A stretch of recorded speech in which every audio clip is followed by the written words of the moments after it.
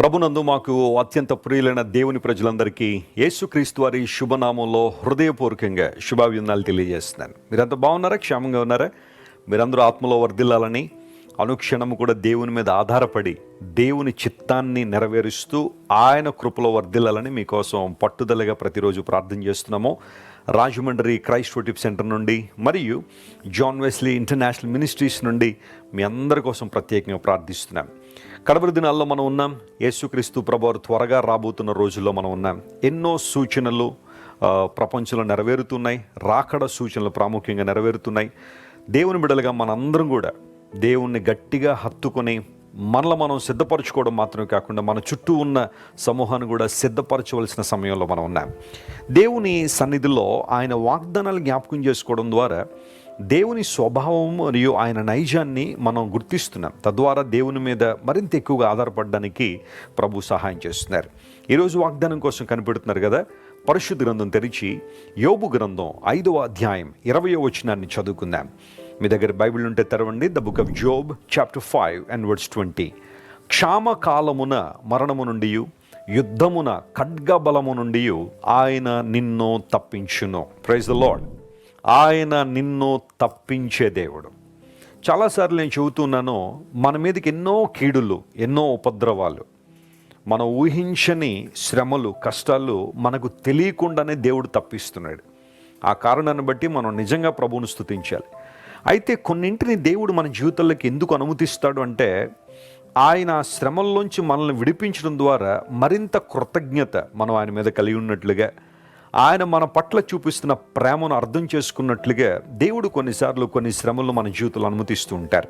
అయితే ఏ శ్రమ అయినా సరే విశ్వాస జీవితంలో దేవుడు అనుమతించారు అంటే అది ఇంకా మనల్ని బలపరచడానికే కానీ, మనల్ని కృంగదీయడానికి కానీ, లేదా దేవుని నుండి దూరం చేయడానికి అయితే కానే కాదు. ఈ విషయాన్ని ప్రతి ఒక్కరు గుర్తుపెట్టుకోవాలి. యోబు గ్రంథం చారిత్రాత్మకమైన గ్రంథం. ఆ గ్రంథంలో రాయబడిన విషయాలు చరిత్రలో జరిగాయి. యోబు మరియు అతని స్నేహితులు చరిత్రలో మనకు కనబడుతున్నారు కదా. ఈ 5వ అధ్యాయం దగ్గరికి వచ్చేసరికి మనం చదివిన వాక్య భాగంలో దేవుడు మనల్ని తప్పించేవాడు. దేవుడు మనల్ని తప్పించేవాడు. యేసు ప్రభువు వారు ఈ లోకంలో ఉన్న కాలంలో ఆయన ప్రార్థన నేర్పిస్తూ ఆయన ఇలా అంటారు, దుష్టు నుండి మమ్మల్ని తప్పించమని ప్రార్థన చేయమన్నారు.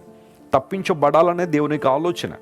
విశ్వాసులంగా మనందరం కూడా శ్రమల్లో ఇరుక్కుపోవాలనో, కష్టాలు ఇరుక్కుపోయి అక్కడే ఉండిపోవాలనో, లేదా శోధనలో పడిపోయి కృంగిపోయి అలసిపోయి శాంతికి దూరం అయిపోయి భ్రాంతికి చేరువై ఉండాలని దేవుడు ఆశించట్లేదు. మనం తప్పించబడాలనే దేవునికి ఆలోచన.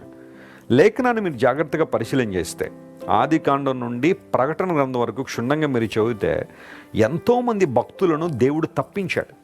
ఉపద్రవాల్లోంచి, శ్రమల్లోంచి, ఇబ్బందుల్లోంచి, వారు ఊహించని ప్రతికూల వాతావరణంలోంచి దేవుడు వారిని తప్పించి క్షేమంగా ఆ పరిస్థితుల నుంచి ఆయన విడిపించి ఆయన్ను మహింపరిచినట్లుగా దేవుడు వారిని స్థిరపరిచారు. ఈ ఉదయకాల సమయంలో బహుశా నీ జీవితంలో ఒక క్షామము లేదా ఒక యుద్ధము అలాంటి వాతావరణం నీ జీవితంలో ఉంటే దేవుడు నీతోనే మాట్లాడుతున్నాడు. విను సహోదరి, ప్రియ సహోదరుడా, విను. ప్రతి చిన్నదానికి కృంగిపోతున్నావు, అధైర్యపడిపోతున్నావు, నాకెవ్వరూ లేరని బాధపడుతున్నావు, కన్నీళ్లు కారుస్తున్నావు వ్యర్థంగా.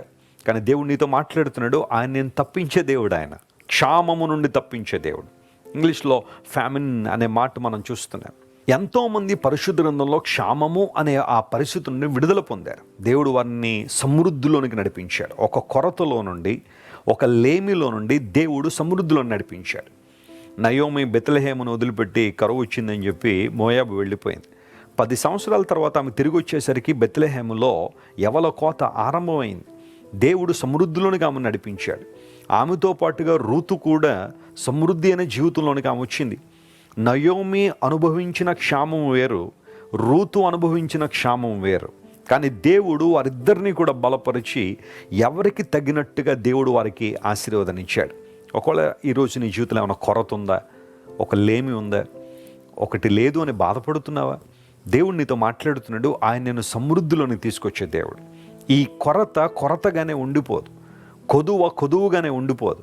ఆయన ఆశీర్వాద ప్రదాత గనుక పిన్నలనేమి పెద్దలనేమి తన యందు భయభక్తులు గల వారిని యెహోవా ఆశీర్వదించును అని లేఖనం చాలా స్పష్టంగా తెలియజేసిన రీతిగా నువ్వు దేవుని యందు భయభక్తులు ఉంచగలిగితే, ఆయన మీద ఆధారపడగలిగితే, విశ్వాసంలో నువ్వు అభివృద్ధి పొందగలిగితే, ప్రేమలో అభివృద్ధి పొందగలిగితే, ప్రభువా నీవే నా ఆశ్రయం, నీవే నా శరణం, నీవే నా రక్షణ ఆధారం, నా మహిమకు ఆధారం నువ్వే అని దేవుణ్ణి మనం వేడుకోగలిగితే, ఆయనతో చెప్పగలిగితే, కరువులో నుండి ఆయన సమృద్ధిలోనికి మనల్ని నడిపించేవాడు. యుద్ధ వాతావరణంలో నుండి దేవుడు మనల్ని తప్పిస్తాడని.